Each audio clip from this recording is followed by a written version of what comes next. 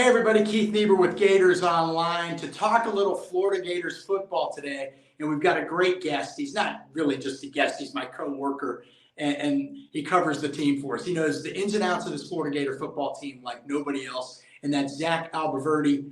And today we're going to do biggest takeaways from fall camp. We're going to talk a little bit about starting quarterback Graham Mertz. We're going to go over some recent injuries and the impact they're having on the team. And we're going to ask Zach about his biggest surprises thus far. And so let's get right into it. Zach, how you doing, man? I'm doing well, Keith. Definitely looking forward to getting into this and breaking down fall camp for the Gators. All right, Zach. A couple weeks in, less than 2 weeks to the game against Utah on Thursday night on the, I guess it's August 31st, the season opener. What are just some of your biggest takeaways so far from fall camp? But give me anything off the top of your head. You don't have to dig too deep into this, but just some of the things that really have kind of struck you thus far. Well, we'll get into some of this when we start breaking down the depth chart projection that we put out at Gators Online. And if you guys haven't checked it out, make sure you go and you can subscribe right now for just $1. Just to get a look at what this team is going to look like in the two deep. And I think, it's pretty prominent how much the freshmen and transfers are featured, Keith. 72% of this roster, scholarship roster, is Napier players. And that kind of shows up on both sides of the ball. I think the confidence and buzz that they feel within the program is due in part to the fact that they've added so much talent that they feel like has upgraded the overall roster. Obviously with the addition of Austin Armstrong on the defensive side of the ball, which we all know needs to get better, there's a lot of confidence in what he's bringing to the table from an X's and O's standpoint, from an energy standpoint, and then I think most importantly, maybe his familiarity with Napier's program and system from their time at Louisiana. So we got to see that, up close and personal throughout the practices, and I know you got to see it as well, Keith, how animated Austin Armstrong is. So he was definitely one of the guys that you took some things away from the practices in camp. All right, Zach, Graham Mertz. This is a polarizing guy within the program. And really, you kind of feel for the guy because people seem to have opinions formed on him already before he's even thrown a pass, in a real game for the Florida Gators. But anyway, he's here. He's in Gainesville. He's the starting quarterback for the Florida Gators. And there does seem to be some excitement within the program about Graham Mertz. You've talked to a lot of people inside the program, a lot of insiders, people that kind of really are in the know with the Gators. Yeah, I know, obviously you're in the know, Zach, but you get my drift. What are they saying about Graham Mertz? What do they think about his potential this season?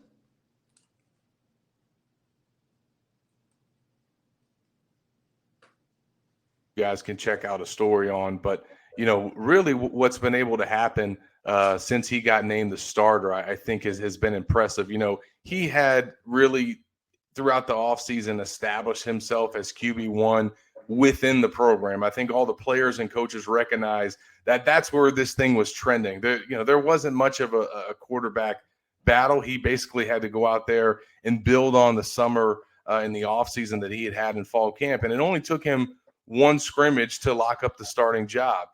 However, even though that's where things were trending and that's the decision that was expected, when he officially got named the starter by Billy and he sat down with him and delivered that news, that was a big moment for Graham.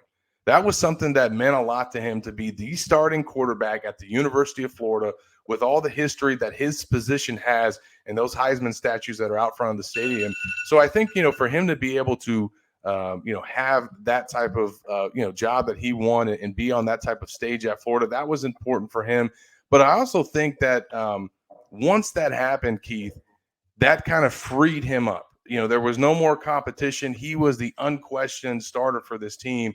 And one program source told me just in that moment, from that point on in camp, you saw him start to come out even more of his shell and be more of a leader. One example that I was told is, him getting the aux cord in the locker room and actually playing music for the players and being a little bit more engaged with them in that way. That was something that he was not doing in the spring. He wasn't that comfortable yet with his new teammates. And now he is. And we saw in that final scrimmage that they had in the swamp, he was the guy in the huddle right before everything that was, screaming at the top of his lungs and firing these guys up. And it's clear that where he was at the start of the spring, now to the end of fall camp, are two totally different places. Now he's got to go out there and perform on the field on Saturday. But, based on what he did in the preseason practices and then in the two scrimmages, he's trending up right now. Well, Zach, I think that's the next question. That's what fans are asking before we get to the next subject, still on Graham Mertz.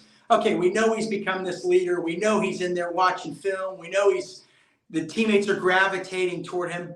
What do people think about his ability, though? I mean, that essentially that's what it's all going to come down to. And like you said, we'll find out. But what are kind of people saying about his ability? Are they pleasantly surprised? What's the word? Yeah, I think one thing is how much he's grasped this offense and how that's enabled him to play. The plays that he's making in practice, the shots that he's hitting, the way that he's finding receivers and kind of dissecting the defense. They've been very impressed with his football IQ, with how smart that this guy is. Now, he puts in the work. The time that he spends in the film room, we've covered it extensively at Gators Online, but the guy basically lives in the facility.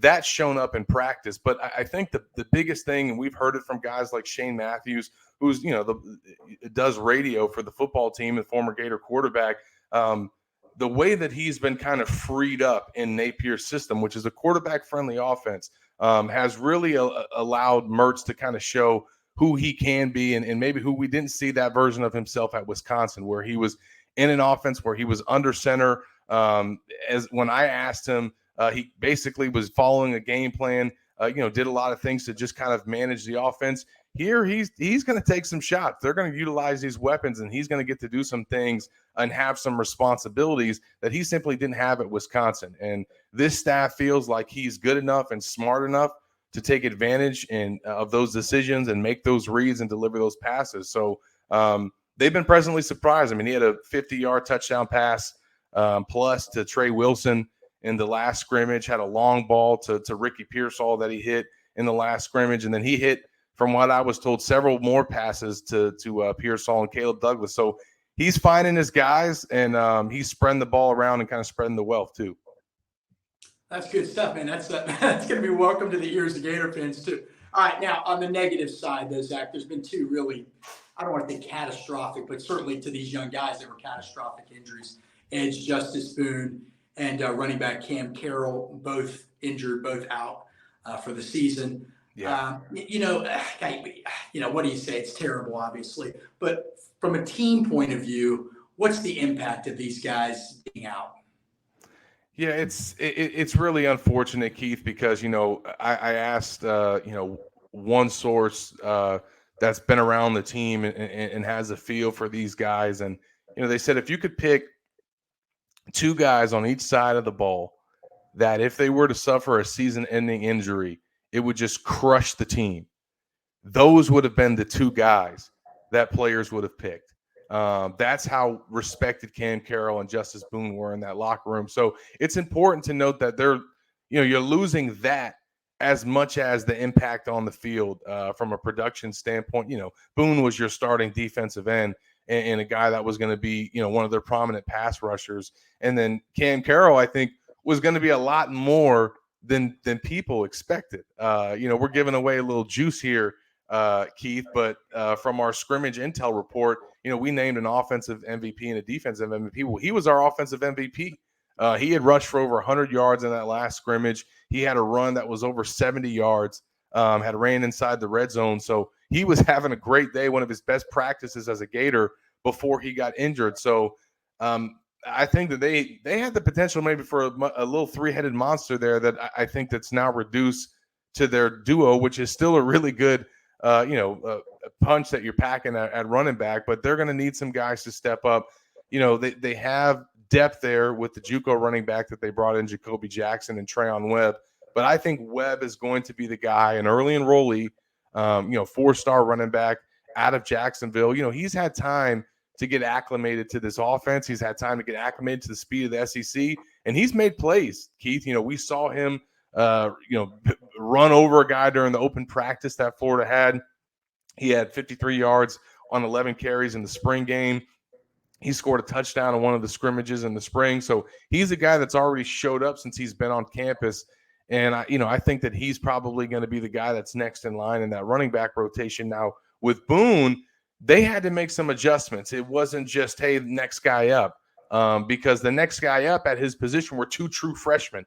And now they were guys that enrolled early and were highly rated in Kelby Collins and Cameron James, but it's still two true freshmen. And I don't think that you want to rely on starting those guys right out of the gate. So they made a move, as we predicted at Gators Online, with Tyreek Sapp moving over from defensive tackle to defensive end, and playing that F spot, which is, what it is in Florida's defense. Now, he was an edge at St. Thomas Aquinas, and that was what had him highly rated as a top 100 guy. So he's got some history here, and he started at Florida at that position. So this is a little bit of a homecoming for him. Napier expressed confidence during his final press conference on Saturday about Boone playing there, said he's up for the challenge. He's going to do a lot of things that he was already asked to do when he was playing on the interior, but they've got 4 underclassmen as well that are all going to contribute at that spot. I mentioned the 2 defensive ends, Collins and James, but then they got the 2 outside linebackers, Jack Pyburn, TJ Searcy, and other freshmen who have the ability to play that spot as well, line up in there in some packages, and more specifically rush the passer, especially on third down. So you're going to see all those guys kind of mixed in. Napier said, we're going to be okay there. That's how he feels about the defensive end spot. But again, you're losing basically 2 of the leaders of the locker room in Boone and Carroll, and you just hate to see that happen to guys like that. Zach, you got some great details there. Holy cow. All right, this is an easy one. This is a quick one here. In and out. Biggest surprise thus far. Just take one. It could be a player, it could be a position group, it could be anything. What's your biggest surprise thus far in fall camp? Yeah, that's a good question. I would have to say, and I was high on this guy. I think anybody that talked to me about the secondary and about the safety specifically, I always was a fan of Jordan Castell. Knew one of his coaches coming out of high school, and he raved about the guy. I did not think that he would put himself in position to start as a freshman, which is where he's at right now. He's already in the rotation at safety. He is going to play regularly. They're going to have all types of different pairings that they use with R.J. Moten, Kamari Wilson, Miguel Mitchell, and Jordan Castell. You'll see 2 guys on the field in a variety of groupings. But if there was one guy in the secondary, you got Denson, you got Jackson, you got Johnson. If there was one guy in the secondary that's most likely to start as a true freshman, right now I would say it's Jordan Castell, and I didn't think that going into fall camp. That is interesting. All right, last question. Now, on Sunday, you released the depth chart projection for the season opener against Utah. Great stuff. Everybody make sure you go to GatorsOnline.com and check that out.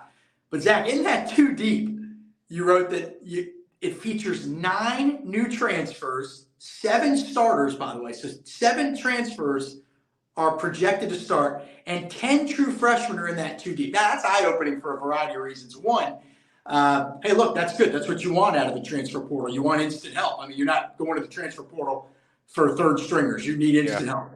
2, you're probably recruiting pretty well. You've got some freshmen that are making some moves. But boy, on the other hand, it makes you think, man, there wasn't that much left around when these guys got there. So, well, what was just when you saw those numbers, obviously it's happening in real time. You cover the team, but then when you put it all together and look at it in one place, boy, that's a lot of new faces, a lot of young guys in that too deep, Zach. And, in sports, coaches are always preaching chemistry and experience, and that's not a lot of experience, and chemistry takes time to develop. So is it a concern? I just wondering what was going through your mind as you were typing all that up. Well, it was eye-opening, number one. I think that definitely stood out to me.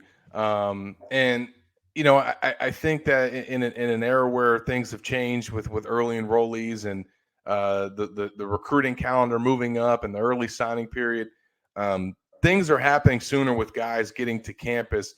But what's unique about Florida's situation is that they had 27 mid-year guys.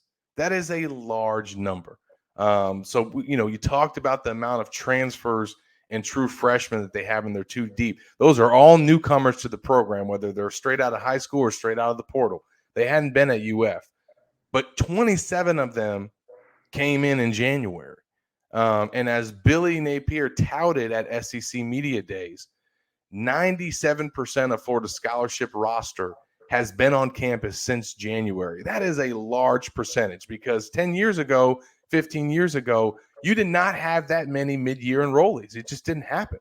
You know, they had 17 of their high school signees that showed up in January. That is a huge amount. So I think that that's something that is allowing them to have that many guys in the two deep, is these guys have been on campus. They went through the offseason. They went through all these phases with Mark Hockey. They went through the nutrition program, which we highlighted at Gators Online. You know, and then obviously they went through spring ball. So these guys have kind of been put in position to be able to play this much. And I think it's created competition. That's the biggest thing is, you know, obviously they had a lot of turnover. They had a total of 34 roster departures from the 2022 season, but they added that same amount in their 2023 class. So they've been able to offset that. They got those guys on campus early, and that's enabled them to basically, like you said, flip the roster, flip the depth chart. And as we talked about at the top of the show, 72% of this scholarship roster are players that were signed by Napier and his staff. That is a quick turnaround, and we're going to see this season how those evaluations continue to play out. All right, great stuff from Zach Abolverdi. I always want to say Verde, as you mentioned, you corrected me earlier. Zach Abolverdi of Gators Online. He's covered the Gators for several years. I've known Zach going back over a decade. Zach, fantastic insight. We appreciate it. I'm Keith Niebuhr with Gators Online. Make sure you go to gatorsonline.com to check out Zach's stuff, Nick's stuff, Corey's stuff, my stuff. We've got a special promotion right now. $1 gets you in for the first month. And that'll do it. Zach, we'll be back soon. We appreciate it, man. You take care, buddy.